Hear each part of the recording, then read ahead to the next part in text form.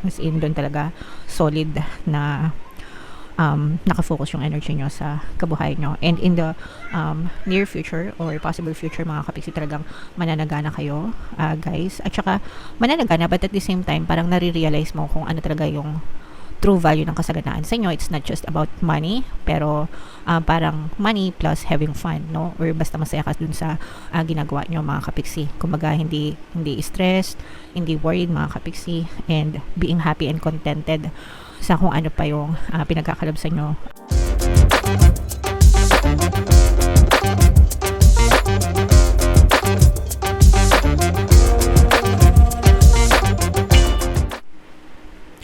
Hello guys, hello Cancer. Welcome back to Pinoy Pixie Tarot. Ang pamagat ng episode natin for tonight is anong ganap sa buhay mo. So ito isang timeless reading mga kapiksi para sa Cancer, Sun, Moon, Rising, Sign, and Venus. Shuffle natin ito guys. Hanapin natin yung energy ng Cancer.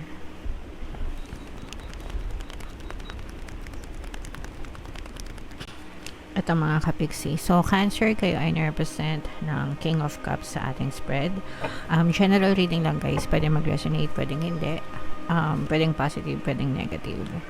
Timeless reading ito mga kapiksi. So, anytime na mapanood nyo yung video, pwede mag-resonate. If hindi kayo naka-resonate right now, pwede nyo siyang balikan guys.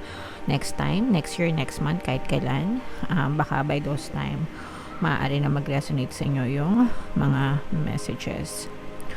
So, dito, guys, napakaganda nito. Ito yung recent past nyo, guys, no? Kasi, sa recent past nyo, napakaganda nito. Kasi, for some of you, na-trap kayo, no? Parang you were trapped sa isang negative na situation na parang paulit-ulit na nangyari sa inyo. This is more of like parang betrayal issue or trust issue, mga kapiksi, sa ibang tao or sa specific person sa buhay mo. Pero ang maganda dito guys is you were able to move on, no? Nagawa nyo mga kapiksi. For the longest time, ito guys, ito parang feeling ko ilang taon, pwedeng ilang taon or ilang months, medyo mahaba-haba yung period na na-stuck kayo sa ganitong sitwasyon to the point na parang kino-question nyo yung sarili nyo, kailan ba to matatapos, kailan ba ito matitigil, yung mga ganun-ganon, or parang forever na ba kayong magiging ganyan, no? So, may mga ganun kayong klase ng assumption. Pero, you were able to move on, mga kapiksi, nalampasan nyo rin siya. And malaki dito yung, kumbaga parang dumating kayo sa point na napag-isip-isip nyo na tama na. Okay, tama na. Sobra na. And parang gusto nyong gumawa kayo ng paraan mismo para makaalis dun sa ganong klase ng sitwasyon, mga kapiksi. Okay? So, napagtagumpayan nyo ito ng maganda. You were strong enough and nagkaroon din kayo ng disiplina mga kapiksi para baguhin yung buhay nyo, guys, and started to live your life, no? So, kumbaga nagkaroon ng chance ikaw sa sarili mo to free yourself, napalaya mo yung sarili mo. In short, Cancer, nag-gain ka ng freedom, emotional freedom, mental freedom, ganyan. Nakawala ka dun sa negative na sitwasyon or yung pain, no? Kahit nasabihin natin na nandun pa rin yung sitwasyon, mga kapiksi, pero detached ka na. Ibig sabihin, hindi mo na iniisip, you don't feel the same pain na naramdaman mo compared nung unang nangyari siya sa iyo, mga kapiksi. And parang mas naging malaya ka, naging detached ka dun sa sitwasyon, guys. And ngayon, parang ini-enjoy mo lang yung freedom mo, yung kalayaan mo, and you're just focusing on your self, guys. Okay? So, napakaganda ng inyong recent past. Pwede ito, guys, in general. Pwedeng sa love life yan, or sa kabuhayan mo in general. Pwedeng sa trabaho, mga kapiksi, no? Take it how it resonates, guys.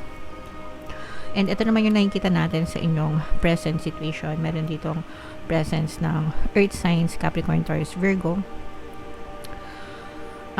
For some of you, you may be dealing with an Earth sign, mga kapiksi. Or pwedeng may earth element ka din sa inyong natal chart.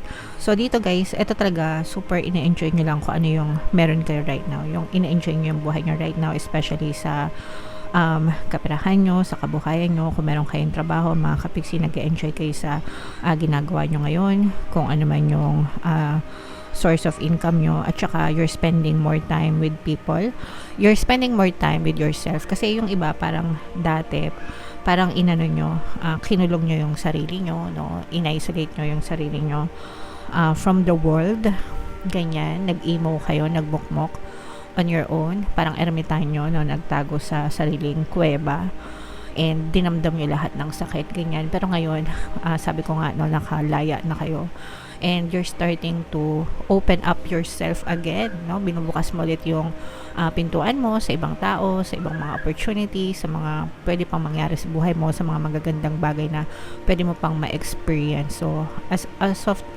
now, Cancer, you're just living your life happily, enjoy, having fun, ganyan.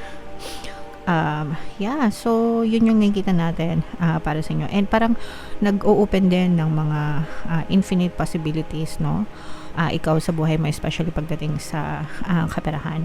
So although in-enjoy mo din yung social life mo, you're meeting with friends, families, ganyan, at saka parang kahit na sabihin natin wala ka masyadong kaibigan or what, in-enjoy mo lang yung happy moments with yourself, no, na may mga bagay na gusto kang gawin on your own na ine-enjoy mo lang din, mga kapiksi. Okay? So, napakaganda, napaka positive ng energy nyo sa present, as in, enjoy lang talaga, guys. Okay? And focusing more on money, mga kapiksi.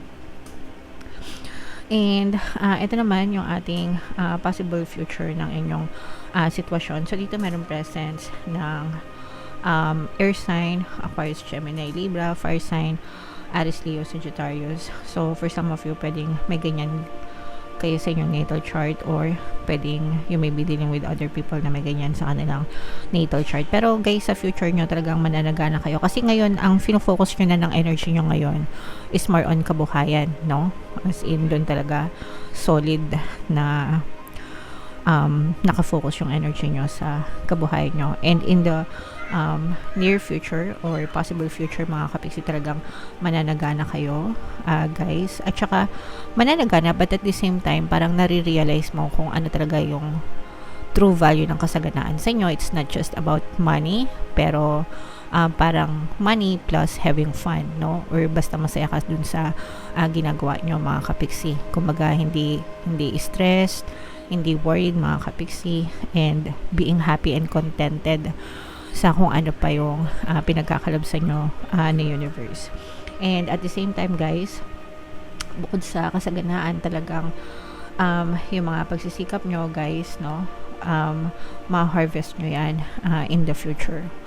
Ibig sabihin talagang mapipitas nyo yung mga bunga ng pagsisikap nyo in the future. As in, walang tapon, guys. Parang lahat mahihinog, and ina-advise din kayo na alagaan nyo and wag nyong i-take for granted, mga kapiksi, yung inyong mga biyaya na natatamasa, guys. Balansehin nyo rin, guys, yung pagkakaroon ng logical na approach at saka yung passion, no? Kailangan yung passion nyo, yung logical approach nyo, tsaka yung emotional side nyo palaging binabalanse nyo, mga kapiksi, para alam nyo yun, makakita kayo ng positibong resulta na talagang mag-work in your favor, guys. Okay? So, napaka-positive, guys, kasi talagang nakikita natin dito na yung iba, you are being completely healed, nakaka-move on na kayo. Malalaman nyo kasi, guys, kapag nakaka-move on na yung tao, gumaganda na yung takbo ng buhay nila. Kasi nababaling nila yung attention nila dun sa mga bagay na deserve nila sa buhay. Okay? So, congratulations sa inyong Cancer, kasi hindi naman ganun kadaling maka-move on din, di ba? Depende sa sitwasyon, depende sa degree ng sugat. Pero, congrats, kasi nalampasan nyo yan, Cancer. Okay?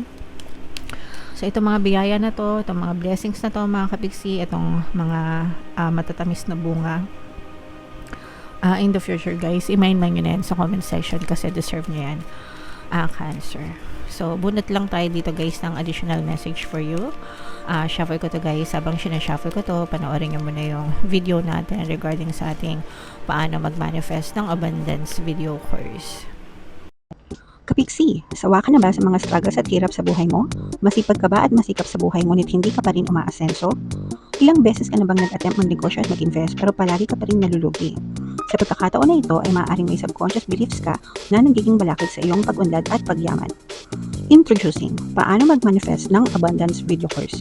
Dito ay matututunan mong ma-overcome ang mga balakid mo para tuluyan ka ng umunlad, umasenso, sumagana, maging matagumpay, successful at maswerte sa iyong kabuhayan, pera, trabaho, negosyo sa lapi at kaperahan ng bonggang-bongga. Dali, mag-send na ng email sa pinoypixie@gmail.com at simulan na ang iyong pagyaman ngayon. Alright, so sa lahat ng gusto mag-avail ng courses guys, naka-flash sa screen nyo. Una, meron tayong paano mag-manifest ng abundance video course para sa inyong kaperahan, kabuhayan, trabaho, negosyo sa lapi at swerte. Meron din tayong paano mawala ang third party at magkaroon ng harmonious na relationship para mawala yung mga sabit sa relasyon nyo. And meron din tayong email coaching, manifest your desires using the law of attraction, pwede sa love or money mga kapiksi. If interesado kayo sa kahit ano dyan, please send an email to pinoypixie@gmail.com. So, ito yung additional message guys. Sobrang swak na swak yung message sa pinagdaanan nyo. Obstacles are detours in the right direction. So, yung mga obstacles guys, yung mga pagsubok, yung mga challenges, no, minsan nangyayari talaga siya. And parang nagiging blessing in disguise siya kasi parang nililipat kayo sa landas na deserve nyo, mga kapiksi. So just like what happened dito sa sitwasyon nyo, in your recent past, talagang nag-suffer kayo, no? Nakita natin yung mga sufferings nyo, na-trap kayo sa isang sitwasyon. Pero when you started to heal, and nung naka-move on na kayo, yung iba sa inyo talagang gumaganda yung takbo ng pamumuhay, especially sa future. Kapag tinuloy-tuloy nyo yung nangyayari, yung magandang nangyayari sa present na sitwasyon nyo ngayon, mga kapigsi, talagang maganda yung magiging resulta niyan sa inyo in the near future guys. Okay, so hindi lahat ng obstacles, hindi lahat ng problema, no, ay talagang problema. Most of them guys talagang blessings in disguise kasi nililipat kayo sa landas talaga or sa direksyon na deserve nyo sa mga karapat dapat na makuha nyo sa buhay mga kapiksi. Okay? Alright, so yeah. Comment down below Cancer if feeling nyo naka-resonate kayo dyan sa mga messages na yan. And again guys, yung mga pinapamind-mind ko sa inyo, i-mind-mind nyo na sa comment section. And for more tarot readings Cancer, ito yung playlist nyo. Ito naman yung ating success stories ng paano mag-manifest ng abundance video course. Click here to subscribe guys. Ito yung ating mga pampaswerte subliminals. Thank you for liking, sharing, and subscribing. See you again next time. I love you all mga kapiksi. Have a nice day. Bye-bye.